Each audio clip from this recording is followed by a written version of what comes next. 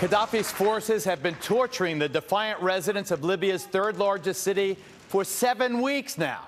As this exclusive footage from freelancer Sebastian Meyer makes clear, the siege of Misrata is savage. With day and night rocket and artillery attacks by government forces, death comes randomly from every side, hitting the fighters and the civilians alike.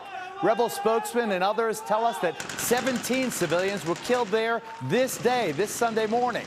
At least 74 more were, we are told, wounded. 74 more wounded. Misrata virtually cut off from outside help, except for the rare vessel that comes bringing food and fighters. The conditions for Misrata's civilians, as you're about to see in this exclusive report from our Sara Lynch, are increasingly getting desperate. Here's Sara.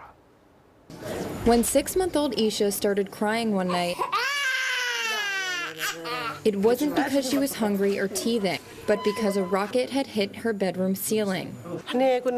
We were sleeping in our house near the port when rockets started bombing us randomly, says her grandmother. When the attack by Gaddafi's troops came in the early hours of Wednesday morning, little Isha wasn't alone in her room. She was with her 2-year-old brother Omar. What's wrong with them? These are children, innocent children, Mrs. Mustafa says. She tells me that she hasn't been able to sleep well for months because she lives in a constant state of fear. Because this family's home has been attacked by Gaddafi's forces, they're now living here, with only 2 rooms and 1 bathroom for 30 people. But the story of this family is not unusual in Misrata, where countless numbers of homes have been damaged. Homes, cars, and even trees have been hit, not to mention civilians themselves. One of the rockets was shot here and it didn't explode. So be careful not to come too close to it. 25 displaced families, some with more than 10 members each, are sleeping in a nearby school. We're homeless, we're kicked out of our homes, he's bombing our children, and he's taking us as prisoners. At a nearby hospital, the scenes only get worse. He has the ruptured appendix, and you know why? Because like this child, his family, they cannot bring him to the hospital. They couldn't bring him to the hospital because the roads were not safe. And so for 5 days, he was suffering at home. In normal condition, we discharge him after 24 hours of surgery. But like him, maybe stay for 1 week here in the hospital. Doctors say there's an average of 8 to 10 deaths here each day. Many of them are unarmed civilians. Our colleague Mohammed injured in his chest, and Dr. Mahmoud is now trying to manage his injury.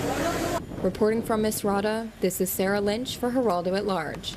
Sara is safe, and she's on board a vessel that's heading from the surrounded, besieged city of Misrata back to the rebel stronghold of Benghazi. She's on the satellite telephone right now. I know your parents are probably really angry at me, Sara. How are you faring? Are you okay?